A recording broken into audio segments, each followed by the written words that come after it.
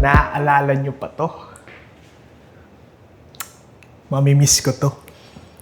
Kasi, aalis na kami dito sa building namin ngayon. At ililipat na kami basta.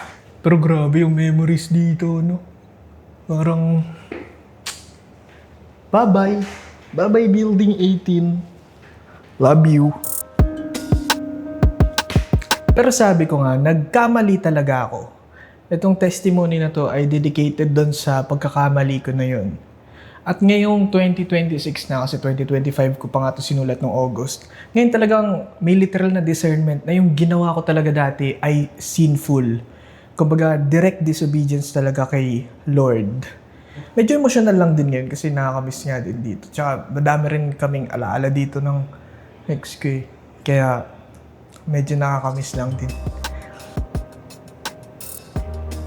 Anyway, sabi nga sa Exodus 34:6, "The Lord passed before him and proclaimed, the Lord, a God merciful and gracious, slow to anger, and abounding in steadfast love and faithfulness." Yung verse na yun talagang nangausap sa akin kasi dun pa lang sa slow to anger na part, yun yung hindi ko talaga kinaya nung mga panahon na yun. Napangunahan talaga ako ng galit at ng puot na maling-mali.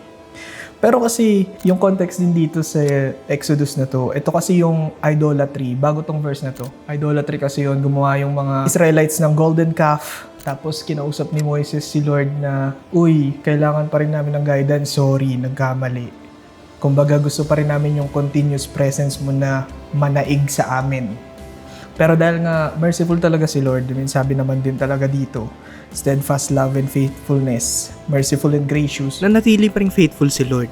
At yung point niya dito, na the Lord, a God merciful and gracious, si Lord na talaga mismo yung nagde-describe sa character niya na yun. Kumbaga kahit nga magkamali ka, mapunta ka sa sin, hindi yung dahilan para lumayo siya sa'yo. Kasi faithful si Lord. Kumbaga, ito nga, Exodus, Old Testament, yung faithfulness niya talaga, kahit sinabi niya pa to noon pa, hanggang ngayon, yung faithfulness niya na yun ay ganun pa rin hanggang ngayon.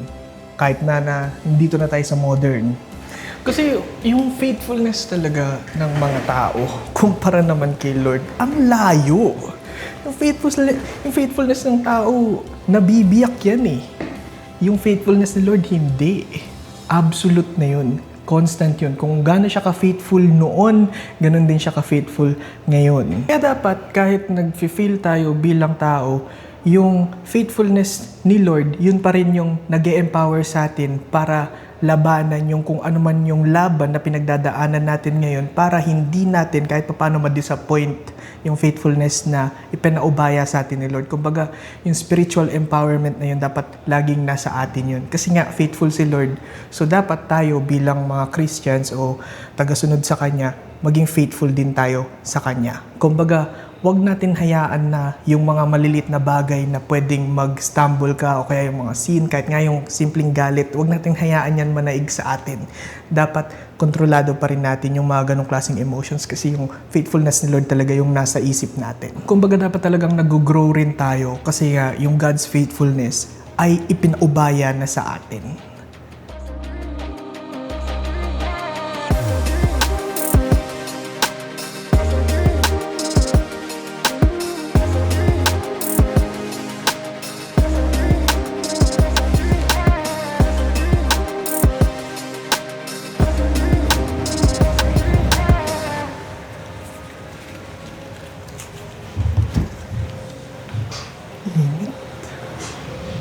Ano yung available niyo, ma'am, na pagkain? Pasta. Yung potato mojos, ma'am, available? Sige, yun na lang. Tapos yun yung hazelnut. Tapos pwede mag-video dito. Pwede mag-video. Hindi, okay lang. Hindi naman natama. Sige. Thank you po. Ayos dito. Napaka-cozy. Ang cute.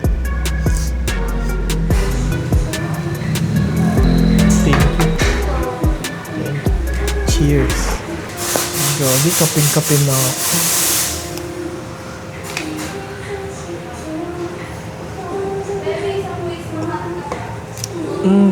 Nakakamiss uminom ng matamis na kape. Tiyanggalang cafe latte yan.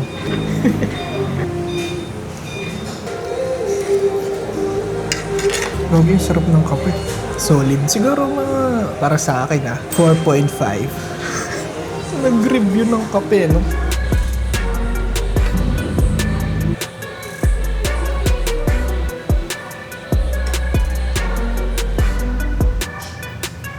Tututo ko na lang ito sa bibig ko kasi tahimik.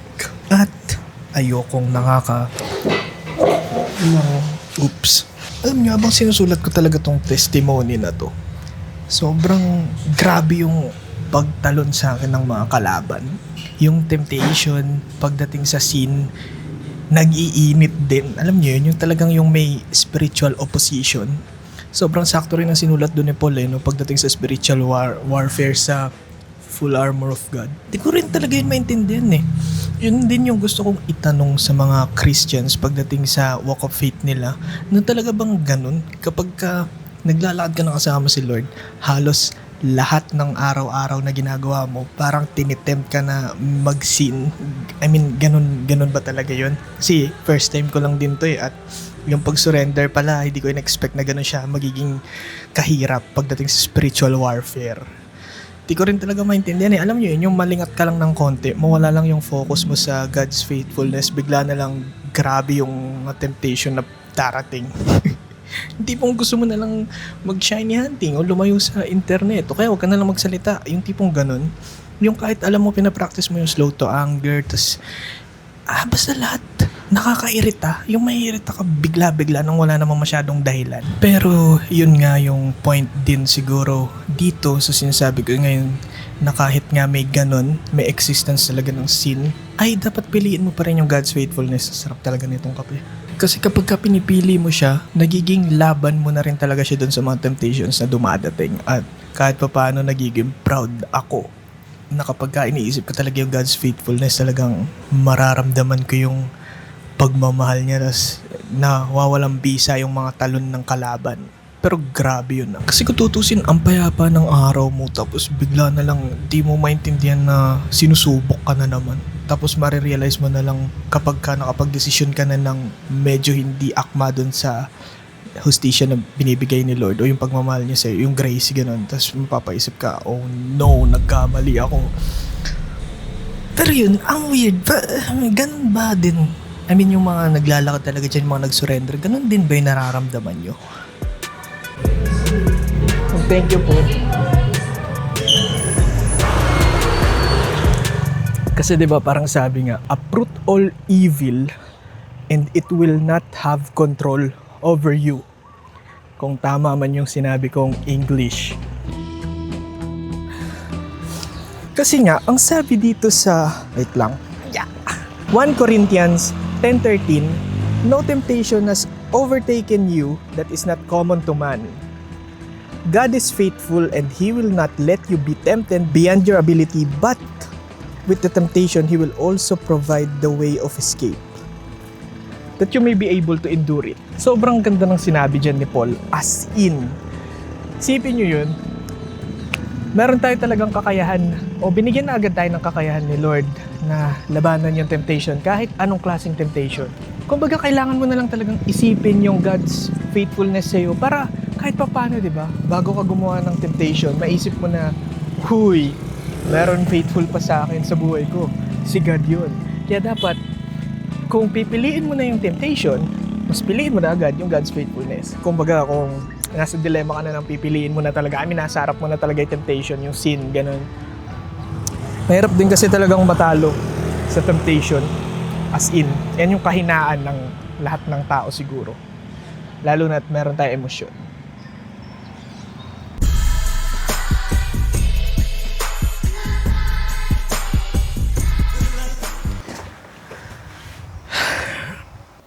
Pero dahil nga testimony ito, nung gabing yan, saktong 11:38 PM,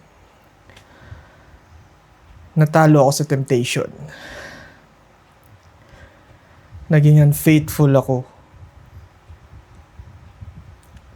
Sorry, Lord.